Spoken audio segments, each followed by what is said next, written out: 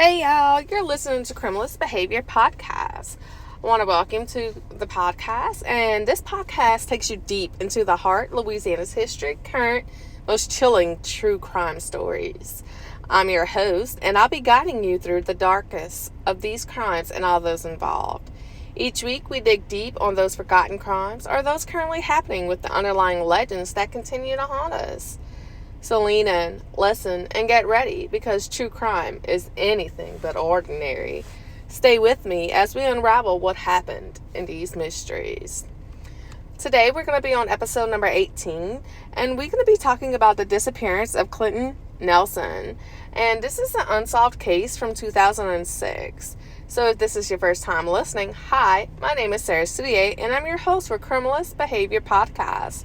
I want to thank you for listening to the show, and I hope you can enjoy it. So, trigger warning, this episode may contain content of a graphic nature, including descriptions of physical abuse against children and adults. Listener discretion is advised. So, Clinton Devon Nelson was born August 9th of 1985 in Nebraska to his parents Caroline Johnson and Jeff Mason. Clinton's mother, Caroline, found out she was pregnant whenever she turned 17 years old. And initially, Clinton's father, Jeff, moved to Nebraska from Louisiana to help out with the baby. However, his father, Jeff, decided that wouldn't work out. So he then, after a short time, decided to move back to Louisiana. And Caroline married another man when Clinton was just a little baby. Clinton's stepfather was in the military, and his job moved the family from Nebraska to Spearfish South Dakota. Caroline's husband legally adopted Clinton, and they had a biological daughter of their own, which gave Clinton a sister. Caroline Johnson describes her son as kind, caring, and compassionate, and she says that he is the type of person who always sticks up for the underdog. He loved to hunt, fish, and spend time outdoors. Clinton Devon Nelson was last seen at approximately 8:30 p.m. He was leaving a friend's house after a house party on the 800 block of Ward Lane and Highway 80 in Princeton, Louisiana. And it was known that Clinton had a medical condition with his heart. He had faint scars over his right eyebrow onto the eyelid, corner of the right eye and right temple, and a lower jawline. He also had a scar on the left collarbone, and the accessories he had on him at the time was a wallet, and that wallet still today has not been located. The clothing that Clinton was wearing when he was last seen was a black ECKO brand t-shirt, blue jeans, a black knit cap, new black leather belt, white anklet socks with gray bottoms. He also wore glasses, and his glasses were round with silver wired frames. The shoes that he was wearing were DC athletic shoes with a red trim. Clinton was born on August 9th, 1985, and was diagnosed with that heart condition. They stated that he may have been taking the medication at the time of his disappearance, but he had a history of drug abuse. And according to all his family and friends, at the time this happened, he was clean for about 2 years or more. And his father called him, and Nelson said that he'd seen police lights in the area and thought that the police were chasing him. He has never been heard from again, and there hasn't been any activity on his phone. So, like I said, the parents were Caroline Johnson and Clinton. My father was Jeff Mason. And let's see. Oh, Clinton decided to move in with his father, his birth father, Jeff Mason, just months before he disappeared. It is said that Clinton always had a gnawing feeling that his life was just, always missing something. Something was just left out, and he just couldn't pinpoint what it was.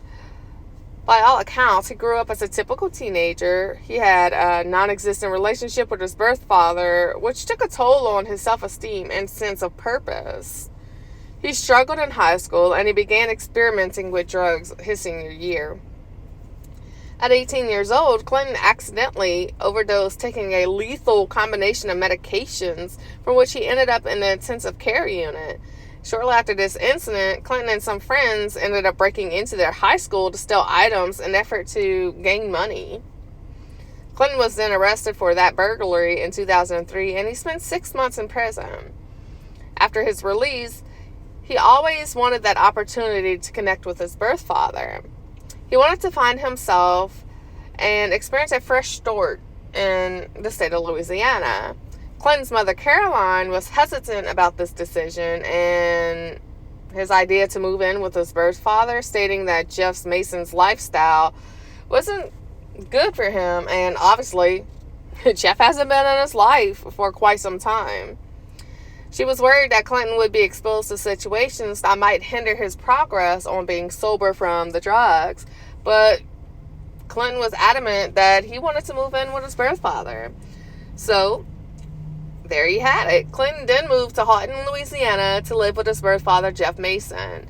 Jeff then married a woman named Debbie and her children in March of 2006. Clinton's great uncle was a supervisor on an oil rig, and he offered Clinton a job in Louisiana.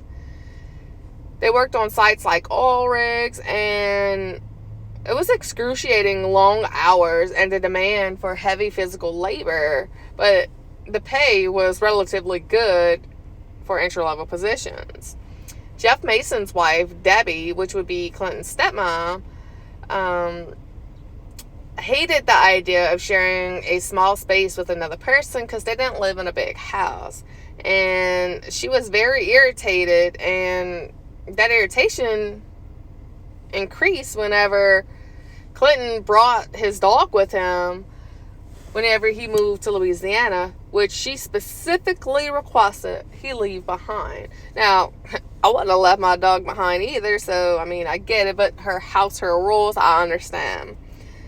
Anyways, the new family adjusted to the new circumstances as Clinton started his job at the oil rig.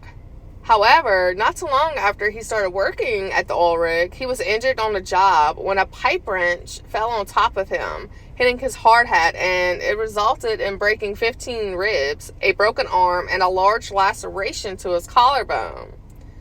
He went back to work as soon as he was able to, and he moved with Debbie's daughter, Rachel, due to the rising tensions in the house with stepmom Debbie.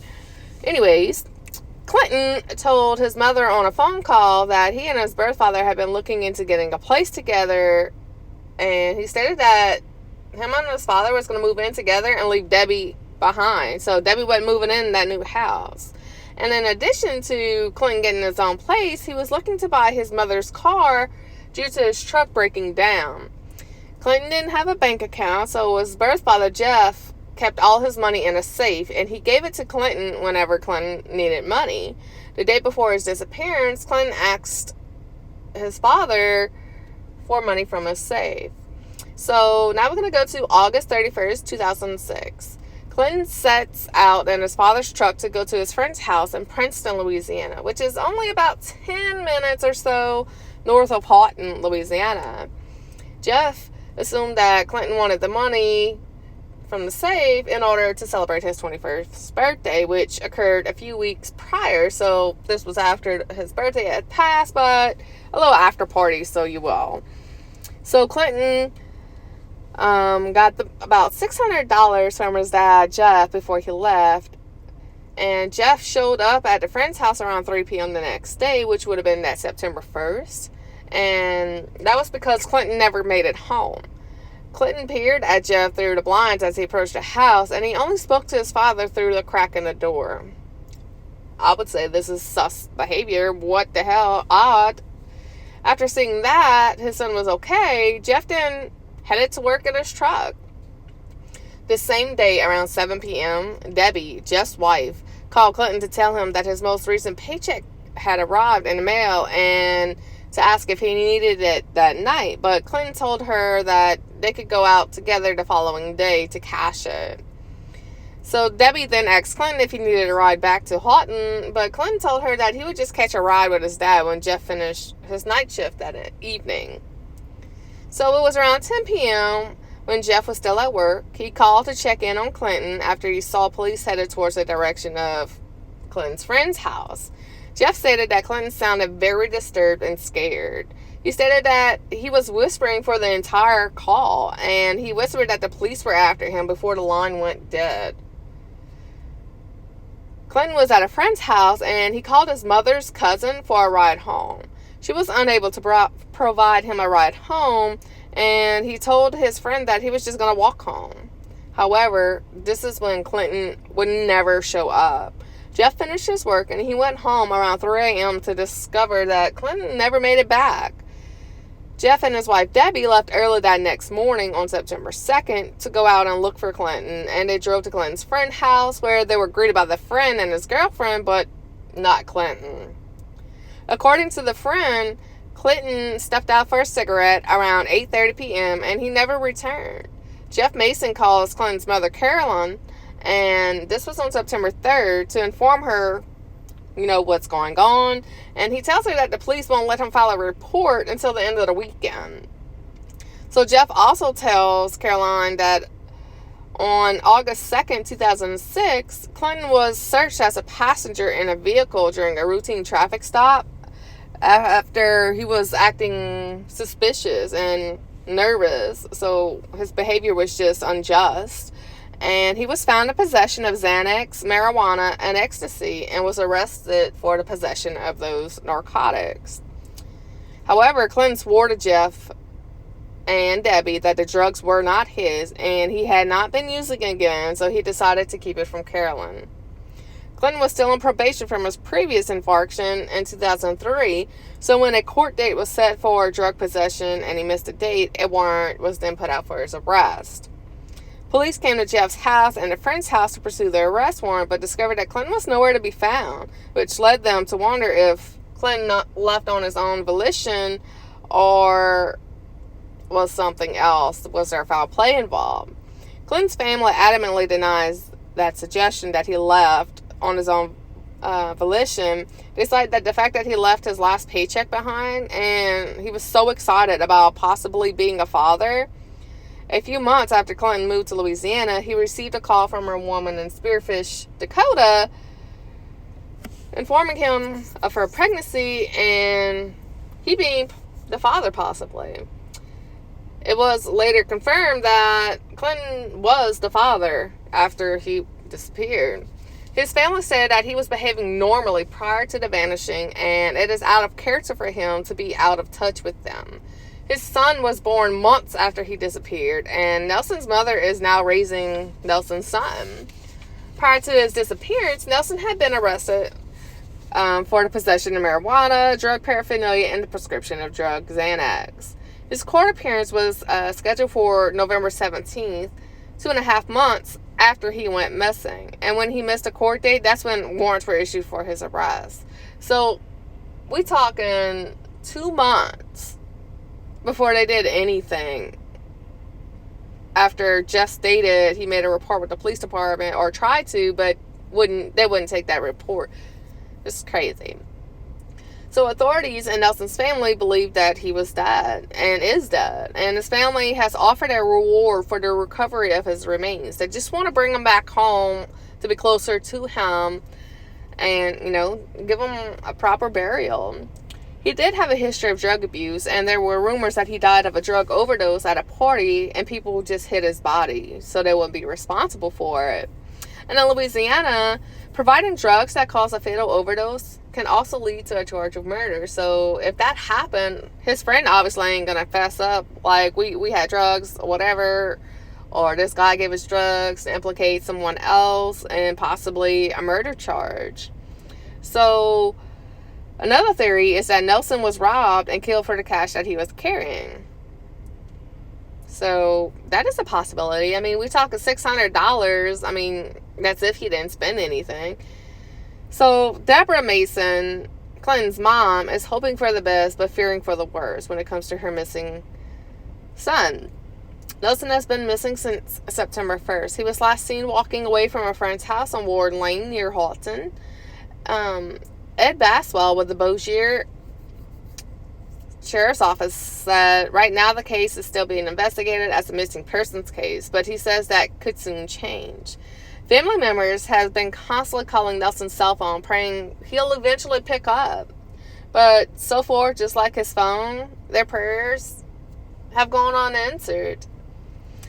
Mason says Nelson did have a large amount of money on him when he went to his friend's house. She and her stepson had plans to go shopping the next day.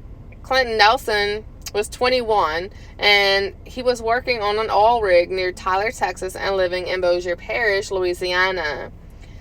In the months following, while investigating his disappearance, police found that there were many people at the house the night of his disappearance, and that the house was a hot spot for drug activity, particularly methamphetamines.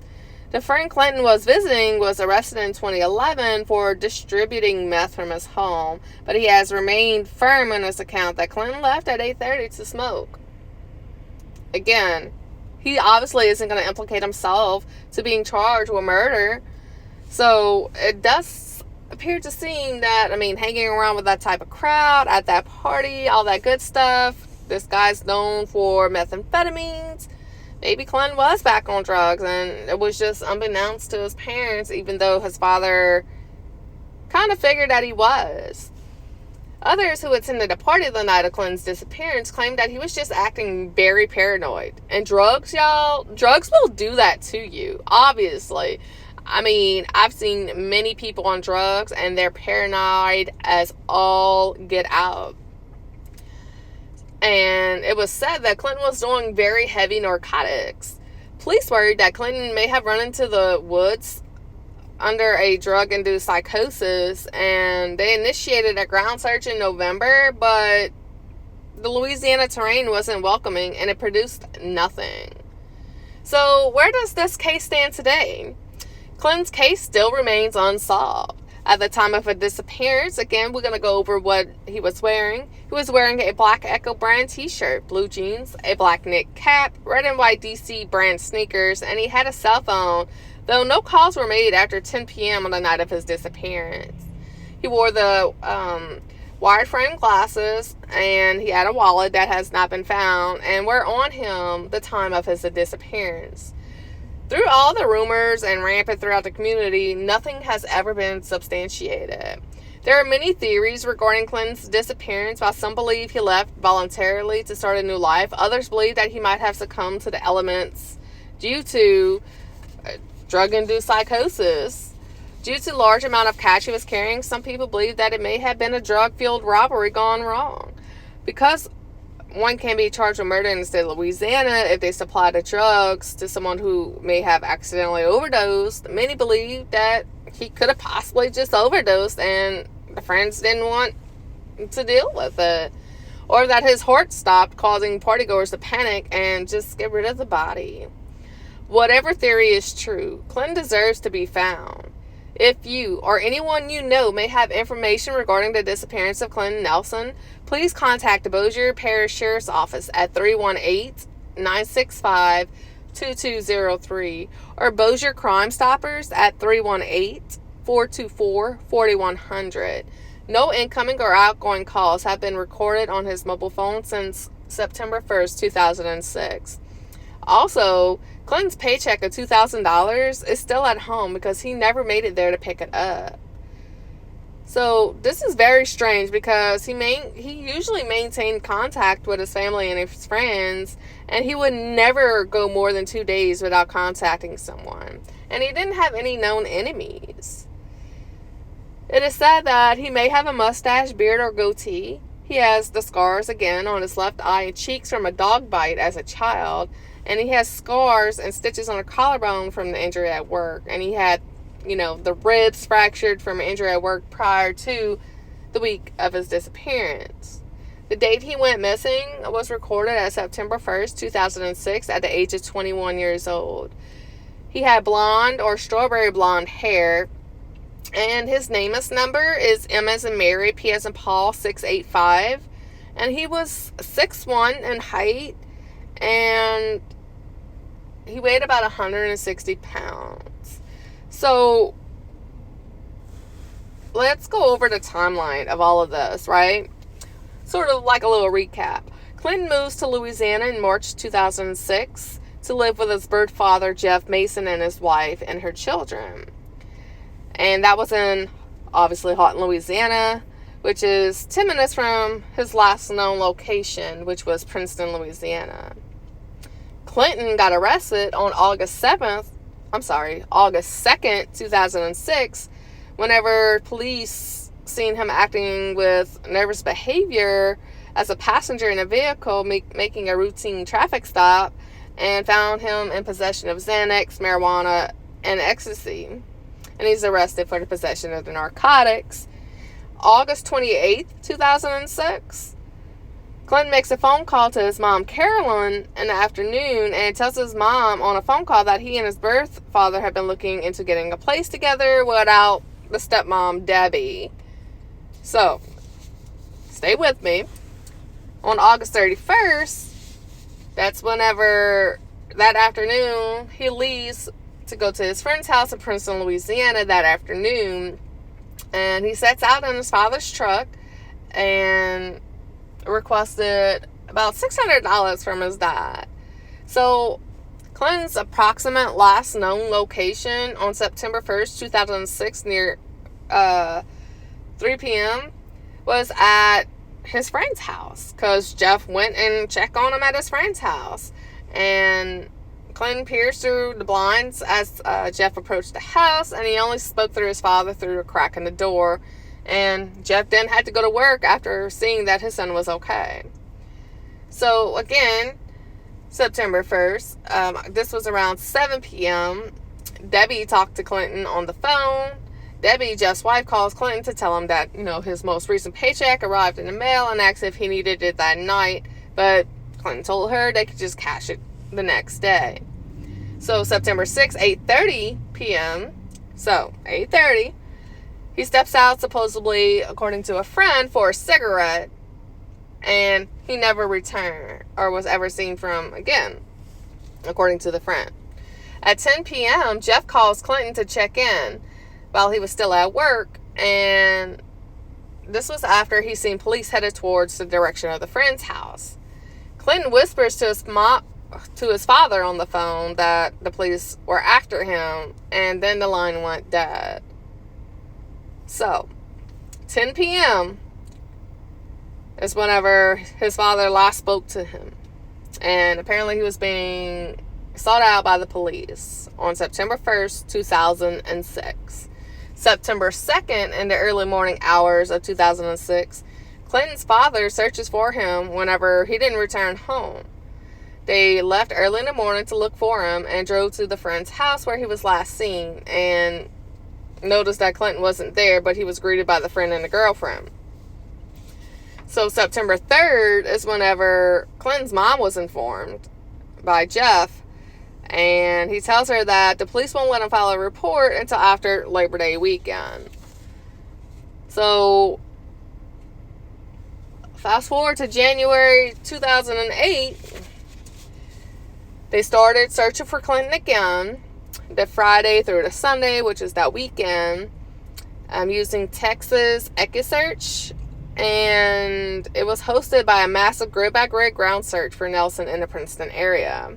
When his mother talks about him, she seems lost but determined.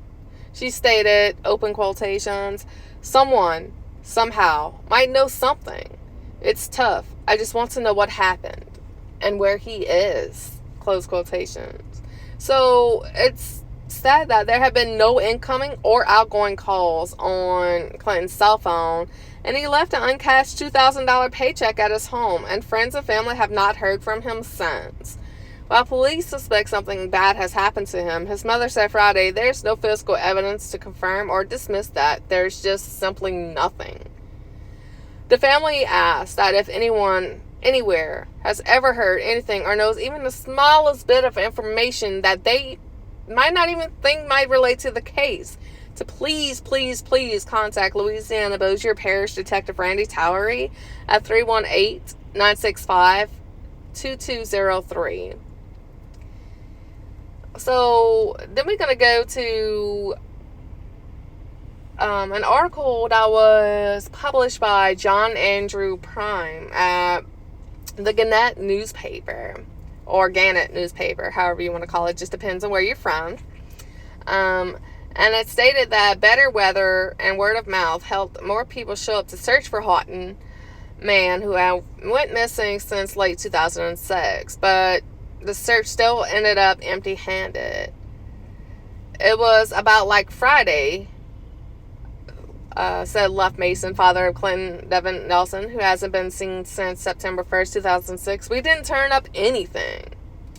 So 3 national missing person organizations organized a 3-day effort that searched around Highway 80 and State Highway 157. The sleet and very cold temperatures that were on that Friday were replaced Saturday by the blue skies and milder temperatures, and searchers actually were able to finally venture out into the thick woods near Princeton in East Bossier Parish. They stated that they pounded the ground all day. There were a bunch more people on Saturday than there was Friday due to the better weather conditions. Today there were 3 groups, and they stated that the following day, the previous day, they only had 2 groups. He estimated that there were at least 50 people on the ground Saturday, up from 24 on the previous day. So, Nelson was last seen on foot, and investigators say he only had a few dollars and no credit cards. So, a few dollars, $600 is not just a few dollars. $5 is a few dollars, y'all, but okay. So, the group set up a base station on Bossier Fire District number 1 on State Highway 157, and they all looked at maps and planned their grid-by-grid search, starting at 5 miles out from the house where Nelson was last seen. Bossier Sheriff's deputies made no arrests and said they don't know of anyone who wanted to have hurt Nelson. Nelson was commuting to Tyler, Texas to work on an oil rig, moved to Houghton to be with his birth father, and he lived there about 6 months before he went missing. Though easier than that previous day, Saturday, they stated, was still going rough. It was easier going out, but the woods were still tough. Sounded tired after the full day of hacking through all the branches and the rush. Though there were a lot of thorn bushes as well, and the biggest briars some say that they've ever seen. They stated that their legs and arms were like road maps from all of the thorns. So they stated that everyone there gave over 100%, and they were really grateful for it. Jeff Mason, Nelson's father, stated that he was very disappointed that they didn't find any clues. It was a lot of hard work walking through those briars.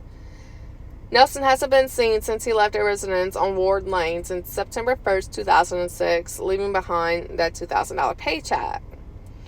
So volunteers in and around the site of New Princeton Athletic Complex, Timberland Estates, and around Fillmore Cemetery Road and other areas along US 80 at State Highway 157 were all searching for any clues, or hopefully they find Nelson, just to bring him, to peace and rest with his family.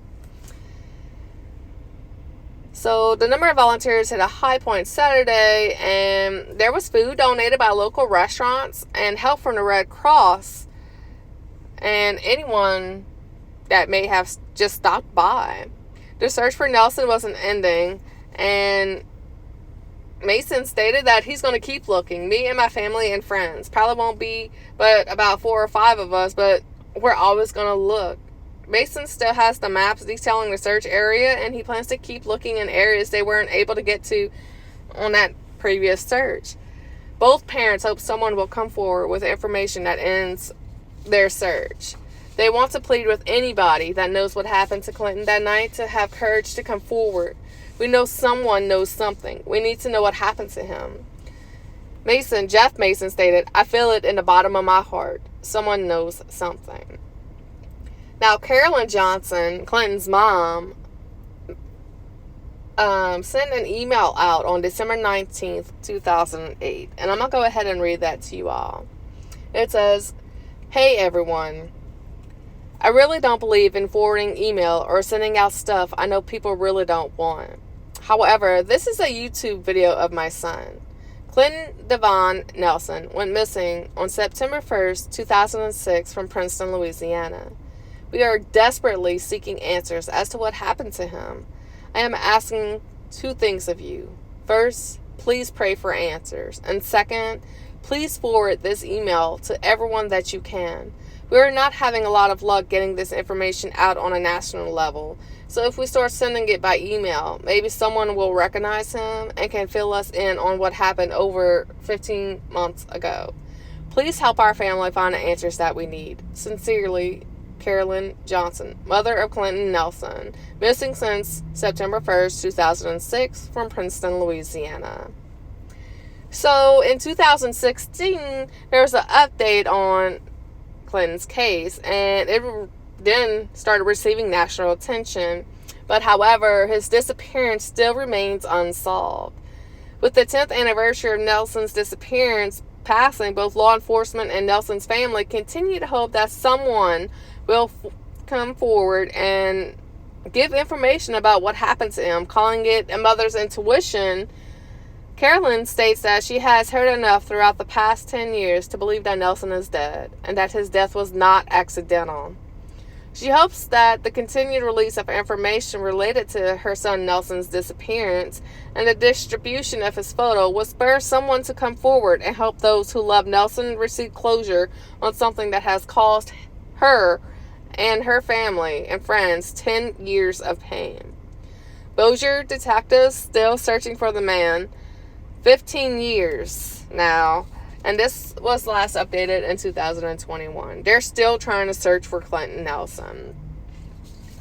So, if y'all know of anything, please do contact. I will link the video from Clinton's mom that she mentioned in that email, the video of Clinton, as well as the Facebook page that she has. And y'all, if you or someone you know is a victim of any foul play or abuse or sexual abuse, anything, y'all could contact various sources. Your local police department, and if you don't feel that that's at what you want, you could also contact the Victim Connect Resource Center at 1-855-484-2846. Or you could chat online with them at victimconnect.org. There's also the National Domestic Violence Hotline, and they can be reached at 1-800-799-7233. And the Sexual Abuse Hotline is 1-800-656-4673. Also, you can also submit a 24-hour tip at the tip line at 910-232-1687. I will include all of this in the show notes, so don't feel that you got to listen to this 100 times. Although I would appreciate it, y'all don't have to. So you could also view the Center for Missing Persons website at ncmissingpersons.org/Clinton-Nelson/. I want to thank y'all for listening. If you enjoyed our show, please rate and review us on Apple Podcasts, Spotify, YouTube, Amazon, Wondery, wherever you get your podcasts. And be sure to come back for our next discussion on a crazy case, y'all. I am taking y'all back. It's going to be in the 1700s with the first female serial killer of Louisiana. Y'all don't want to miss that. Until then, this is your host, Sarah Soudier, and please don't forget to like, share, comment, rate, review, follow, or subscribe to Criminalist Behavior, a Louisiana true crime podcast. Thank y'all, and y'all have a great day.